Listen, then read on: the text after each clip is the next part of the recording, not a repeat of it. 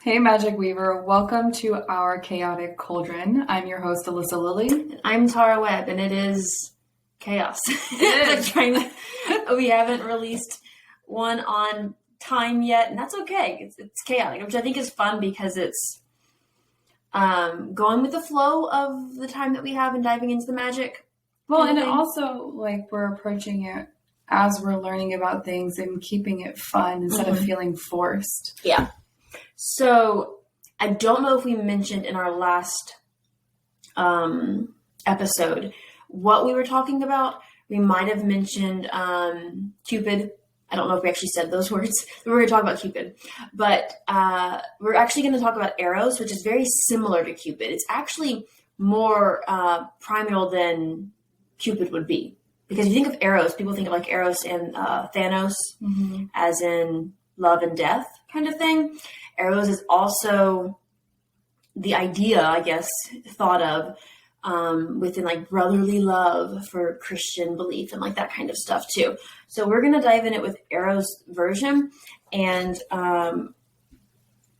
my wisdom / knowledge / just reading out of a book comes from this beauty. It's an amazing book. It's massive. It's the Encyclopedia of Spirits by Judica Eels, something like that. And it's just very fascinating because I didn't realize there were different developmental stories for Eros / Cupid, which makes sense. Cupid is known as the son of Aphrodite and Ares. I think it's like period kind of thing. Whereas Eros there's multiple beliefs. One is that from chaos emerged Gaia, Nyx, and Eros, which is love and the erotic impulse. So he's considered to be one of the initial gods. So wait, how did we get from Cupid to Eros? Help me fill in that gap. So Eros is essentially Cupid, but Cupid would be the name for like the Roman version. Okay. Whenever they switch things over. For example, Artemis, Diana kind of thing. What's interesting is when you look through in this book, Eros is Greek. He may be the son of Aphrodite. And we are used to Aphrodite being the Roman name. But here it's actually the Greek name. And Artemis is the Greek name. Diana is the Roman name. Okay. So I feel like I have that backwards or something, just according to what this book says, right? So that's how we're connected with Cupid. And because Cupid would essentially be the Roman word of that. Okay. Cupid also being the one who is kind of in charge of Valentine's Day, spreading love, quote unquote. That's how he's depicted, right? As a fat baby with a bow and arrow. So he's depicted that way because he started off as this sexual erotic thing. Wait, how did we get from sexual and erotic to baby? Because Romans came in, Roman Catholics, Saint Valentine, if you want to get into what Saint Valentine did. We're not going to really dive into that area. Kind of not like we did with St. Nicholas, because St. Nicholas was more so coming into the Santa Claus mythical belief, whereas St. Valentine is just St. Valentine, just a venerated saint. But I think as that started taking off, as the Roman Catholics started taking off, I think it was just they needed it to be less intense and more loving and gentle, because it was just, he's known for just as it says, erotic. Eros is. Fascinating. So that really adapted from that. So the other ways that Eros comes on line, essentially, he may be the child of Nyx, which is the night, and the wind, hatched from a silver egg known as the firstborn of the gods, which is not something we're used to either, because we're used to Zeus. And I'm actually going to check really quickly. Is Zeus the name for Greek or for Roman? I guess that'd be Greek, wouldn't it? I would think so. But I also thought Aphrodite was Greek. I did too. And you were Zeus Lycos. Yeah, Zeus is also Greek. So I think we just have it backwards in some ways, maybe. Because there's Gaia and Tartarus and Hera and Poseidon, and that's all Greece. And Uranus would be Mars. I guess that's all Roman. I feel like I have to digest that. Because they're so intertwined. They are. It's hard. And I don't know if it's just I have it backwards in my head, or if I actually have it correctly and I thought I had it incorrectly. You know, like yeah. It's like I don't know. I don't know what I believed.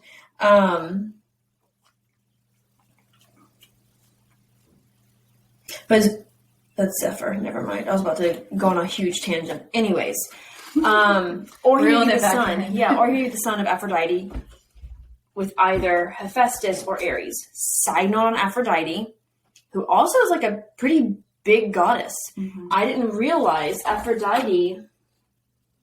That's not where I wanted to go. But Aphrodite was actually kind of like Eros in the sense of being so big, because you always just hear about Zeus and then the rest fall under, right? You do hear about like chaos starting and what is Zeus's father's name? Oh no.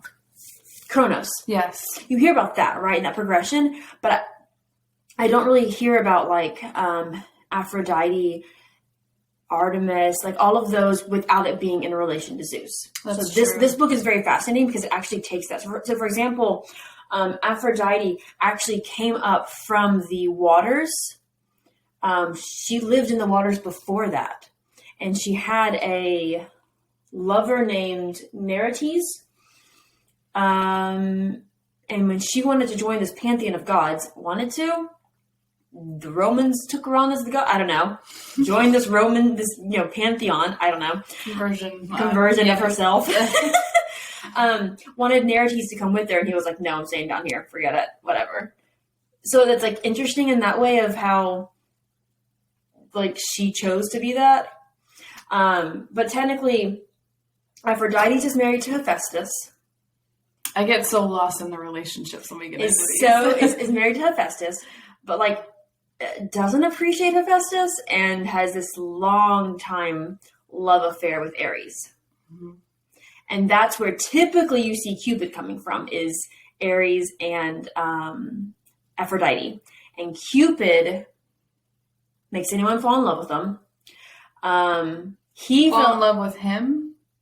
Fall in love with like together, kind of. So like people do fall in love with him, and he just like, no, you can't. Like, there's no way that I will love you, kind of thing. It's like they're drawn to him almost.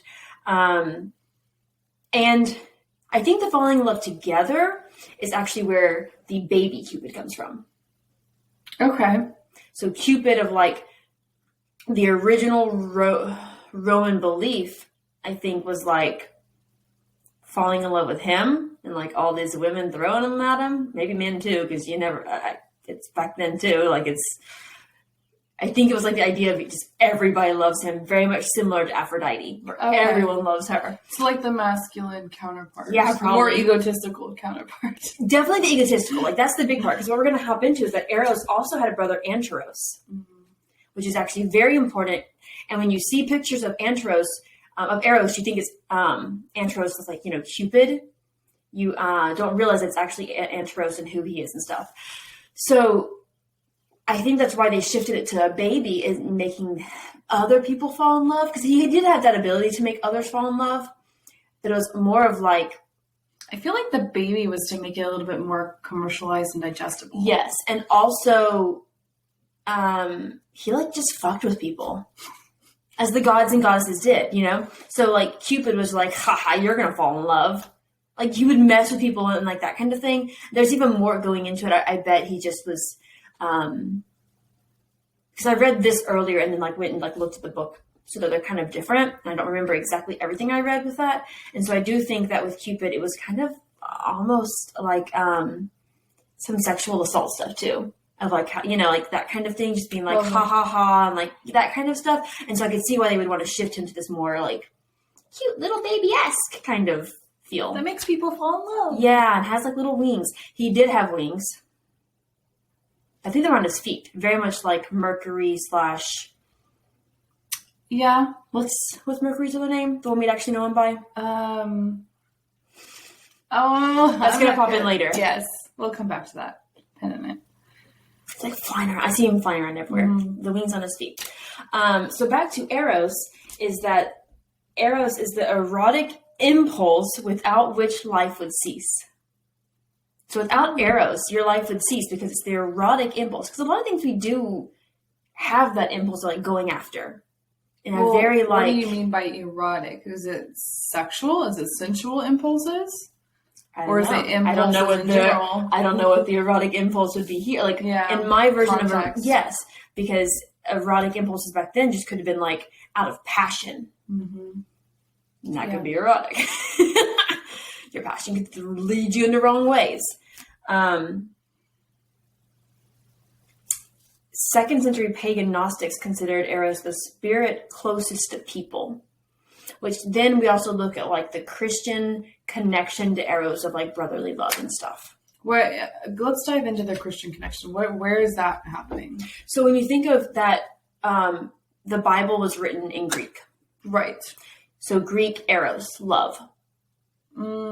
Therefore, brotherly love, that kind of thing. So from what I'm understanding, I've never read the Bible in Greek. It's actually like a huge goal of mine just because I think it'd be super cool. Yeah. To read like languages in their original. Even Odyssey and Iliad, like those kinds of things.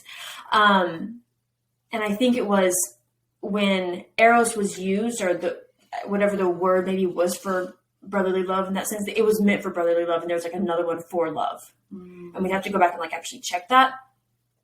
But that was like kind of the distinction between the two, because I think it's like used throughout the Bible consistently.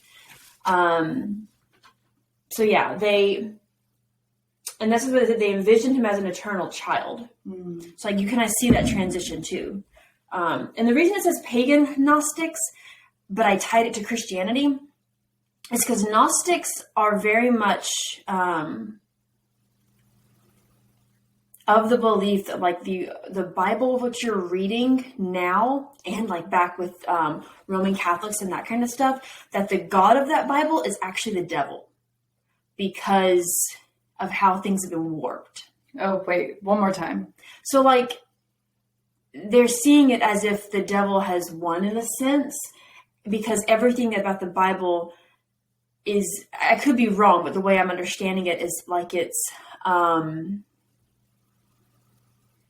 too worldly. The Bible is too worldly, I think is what it is. And who believes that? Gnostics. Okay. I think.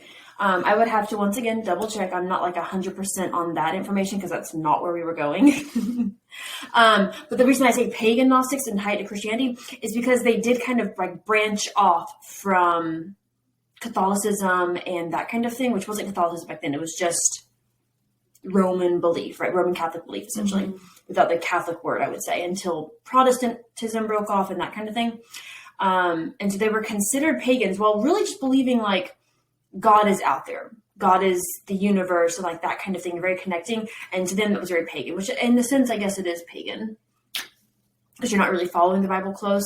I think they do believe in certain aspects of the Bible, but they can see the differentiation between like God of the Old Testament, God of the New Testament.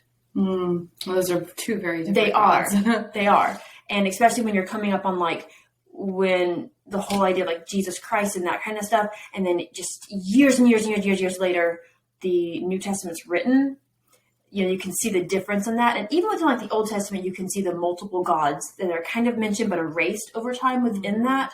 And so I think that they're looking at like those multiple gods of what they originally would know. Because a lot of Jewish belief is that there was a goddess in a sense, Ashura, I think is her name. It's like they're branching off that kind of like how that's actually not true. And I know it's not the topic for today, but it's also fascinating to see Old Testament versus New Testament and how you can see the political belief systems that, you know, also have changed and evolved over time. You can see the themes go through the Bible from the super harsh to I mean, it's all harsh, but super harsh when we talk about Leviticus, into more of the New Testament where there's a little bit more forgiving. Yes. And I also think as we look at that of like how it was this one thing shifted over to, because also I think the Old Testament, the books have been taken out of that. Oh yeah. I mean, it's so thing. Yes. And so with that, we can then like connect it to Eros and Cupid of like Eros was this one thing. And then like the Roman idea came with Cupid. Yeah. How those are like the Roman Catholic like shifted things, Romans and then Catholics, right? Because it started off as just Rome, shifted a lot of like the goddesses, gods, and then God, and like et cetera, et cetera, et cetera. So a lot of things that you see with Eros would actually be Enteros. I love the dramatic flip of the page. I know you couldn't see it, but I don't know if you could hear it though. It was like a boom. So I marked them with pins. So, and this is fascinating to me because I've actually never heard of Anteros. I also have never heard of Anteros. No. And it says Anteros is the spirit of requited love.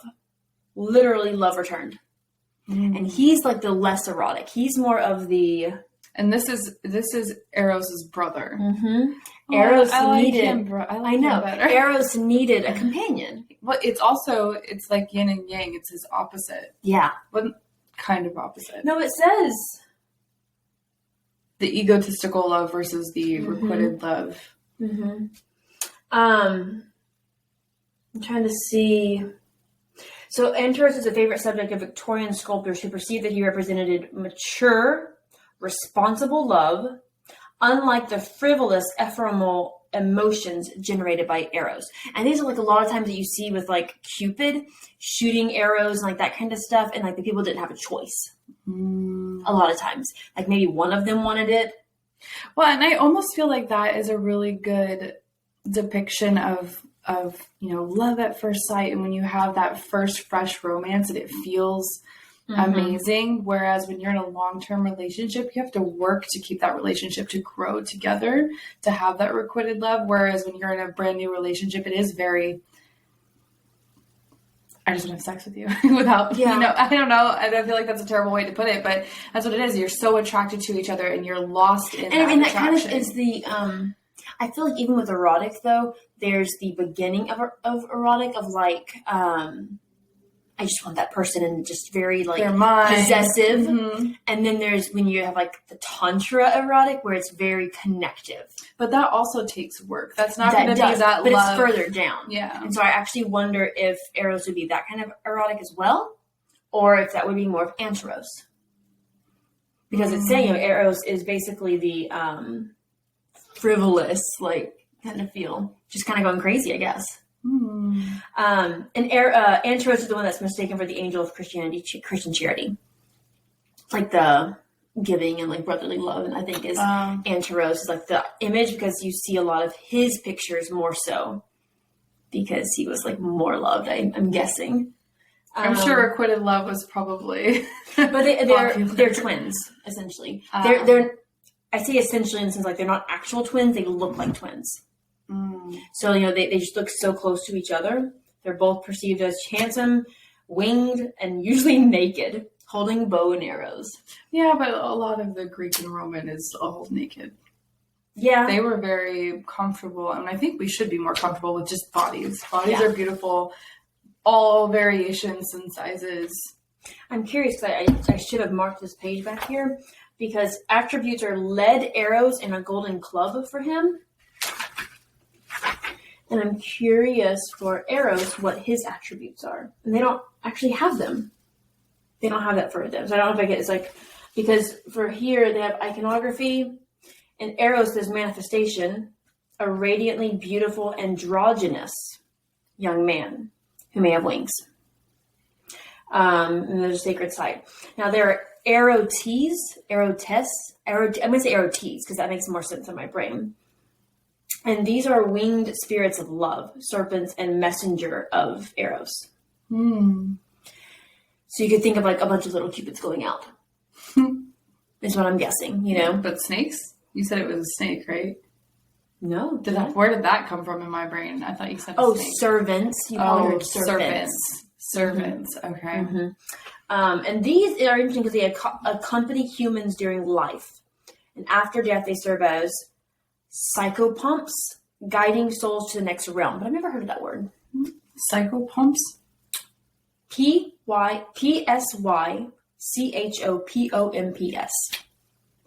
Psycho. I'm going to say co instead of cho pumps.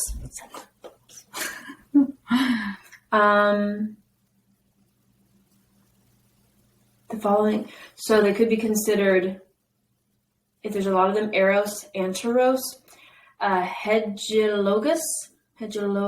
Excuse my butchering of this, please. Psychopomp, a guide of souls to the place of the dead. Mm-hmm. The spiritual guide of a living person.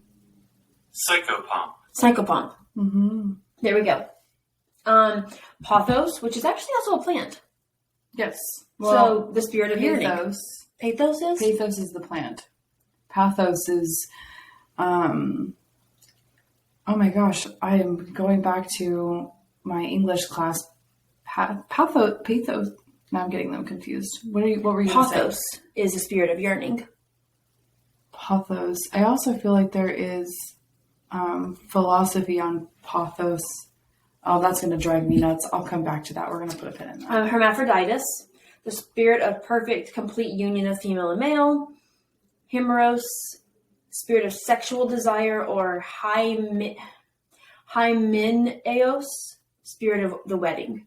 So essentially, these erotes could be thought of as these things throughout other parts of different cultures, or different ways throughout love, because there are multiple kinds of love. Yeah, I think it's very interesting that Cupid is just known as Aphrodite and Ares' son, whereas Eros is the belief it's essentially primordial and kind of the word is primeval, and that sounds weird. I feel like I'm saying that wrong, even though I know I'm saying it right. Mm-hmm. But he's primeval, and so I guess the concept of earth, night, and love being primeval. Earth, night, and love. Not even day, night. Right? Because there's not the sun yet. And next would be night. So the sun would have been through... night is more associated with romance too, just typically. But this isn't like romance. This is in the beginning. There was chaos, and from chaos emerged earth, night, and love. Earth, night, and love. And why would they emerge from chaos? Night, I could see emerging from chaos. Earth, because you need stability. Mm-hmm. As parents, we see stability in the chaos of our lives. Yeah, but I also don't think, Gaia is Earth, but you also hear... No, I'm thinking of Odin's father, how they made his body into Earth, into Midgard. Because Kronos wasn't used for that. Right. He was just thrown into Tartarus. Yes. So Gaia was even there before Zeus. Had to be. True.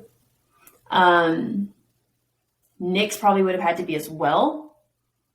Because then where does Kronos come from, in the sense? Like the dark, the pit, that kind of thing. The dark is where it started. That's fascinating. It makes me think of how there's a lot of different beliefs where, in the States and Western culture, a lot of death is associated with darkness, and birth is associated with light. But in a lot of Asian cultures, it's the opposite, where white is more associated to death and darkness is more associated with birth. And I'm wondering if belief systems like that come from things like this. And I also just think of how I want to give birth in the dark.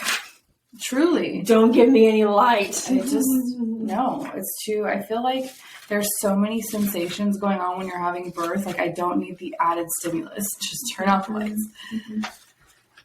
Side note, what is fascinating about this book is it has everything. It's pretty amazing. I don't think I've ever seen it before. There's Chinnamasta from India. Or from China. I'm trying to find Kronos, but I don't see Kronos in here. Does he go by another name, maybe? I don't know. Uranus? No. Would it be Uranus? Uranus. Uranus. I'm only curious because we're still talking about, ooh. Is it Kairos? Kairos? K. Is it with a K instead of a CH? It could be. But it would be Kronus. Kronos. Which it could be K instead. It depends on... What was that it pulled? It could... Oh, I'm going the wrong way. We will link this book in the show notes just because if you have... Oh, yeah, there's Kronos. If you have any idea about, wanting to dive into any of this, it's fascinating. I think it's a she, Judica, did a fantastic job. I mean, it's literally like an encyclopedia, which is what it's called. But this, I love going through it. Kronos with an H, Khronos. And it's interesting because, okay, no. So we're going to go a little tangent because we love those things. Yes. Kronos, what I have here is Orphic. What would Orphic be? I don't even know. Origin. Orphic. And then at the bottom it says, see also Anik. And Kronos is there too. Kronos is there, but also Anenk. I think it's Egyptian. I just can't think of how to pronounce it. Well, so where's the word you wanted me to? No, not that one. Oh. Orphic. Kronos is the Time Lord. Well, hello, Doctor Who. Mm-hmm. Gnostic spirit of time. What is Orphic? Of or relating to Orpheus or the rites of doctrines ascribed to him. A mystic, ocular, fascinating, and enticing. Can you look up Gnostic real quick just so we can have a better definition before my butchering of that earlier? Gnostic? Because I'm not trying to, anyone who is Gnostic, because I think I actually associate... Is that with part of G? Yes. Part of my beliefs with Gnosticism. I just haven't done enough research and I don't want to really butcher what someone else believes and say something that's not true. And so if there's something that you realize that I said about Gnosticism or any of that, comment below, let us know. In general, Gnostics taught cosmological dualism, strict asceticism, repudiation of material creation as evil, Docetism, and the existence of the divine spark in humans. Mm-hmm. I butchered that, but you get the gist. So, Kronos with an H is the Time Lord, Gnostic spirit of time. Mm-hmm. Fascinating. He turns the wheel of the zodiac. In various traditions, he emerged from the primeval void to birth the world together with his consort. Oh, and Anakin. Anakin is what I said, but it's Ananke. But I felt like that was more of a god in ancient Egypt. It's a goddess, personification of destiny. I've never heard of her. Bless her heart. Moon of Jupiter. Once again, Jupiter might be who we're thinking of. Kronos, Jupiter. That might be where we're hearing it. But also saying, I'm thinking of, what is the Egyptian god? Anubis. Anubis, yeah. That's who I'm thinking of when I hear that. Okay. He may or may not be identified with the Titan Kronos of Greek myth. I believe it's probably true that he is, because just the way things were kind of passed down, and manipulated and that kind of thing. The kitchen god's wife? What? We're not ready for that tangent today. I'm going to mark that one. I feel like I just go because I found this one over here called The Weaving Maiden, the Spider Princess. Oh my gosh. So I'm just as you turn the page trying to find more videos in the series to come. Because there's the kitchen god in China and then kitchen god's wife. Let's go find Kronos still on the topic of Eros. More to come. Oh, KTRT? I don't even know. Kronos. Okay, Father Time. I didn't realize it was Father Time. I didn't either. We might have to do but that makes sense because of chronological. Yeah. But I wouldn't have thought of that until you said that. Mm-hmm. I think that's what they killed time. Well, we don't like time anyways. Zeus killed time. Mm-hmm. Zeus killed a lot of things. Yeah. Father of time. Well, he didn't kill time. They killed the father of time. The father of time. Okay. That brings up the question, what is time? He was among the Titan children of Gaia and Uranus. Mm-hmm. So who was Uranus? Uranus. But who would that be? Are you looking for the other name of it? Because I don't know. That's really weird. I'm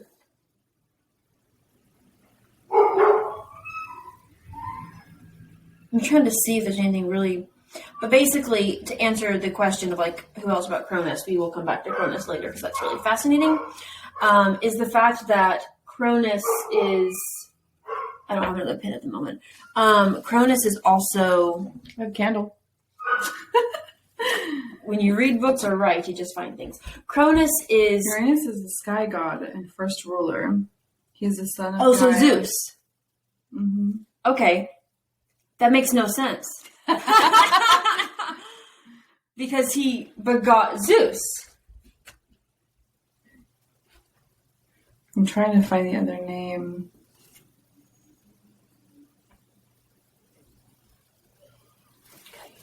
Let's see. We're going to have to go into this. Yeah, Uranus in Greek mythology, personification of heaven, according to Side note for Cronus, because I feel like that's a huge topic. Yeah. Because Cronus was, but the Cronus that I'm thinking of was with a C, and it should be the same as a K. But that's a huge topic. Basically, is the fact that the three were Gaia, Nyx, and Eros. Mm-hmm.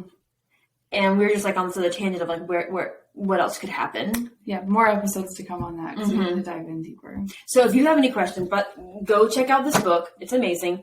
We'll probably do some reference research. It again. Yeah, I'm going to buy it now. It's amazing. And like any thoughts that you have about Eros and Cupid. and Antheros. His brother? Eros and Anteros? Is it Anteros? I'm going to say it's Anteros because Okay. it makes more sense. Like instead of his Eros, Anteros. Okay. But yeah, so check them out as well. So we will dive into Chronos at some point. Yes, we have to because we have like an idea of scheduled things, and that one might just like be next. Because for this to say that, and then down that huge tangent, it's a tangent. Thank you for joining us on the Chaotic Cauldron. See you on the next one.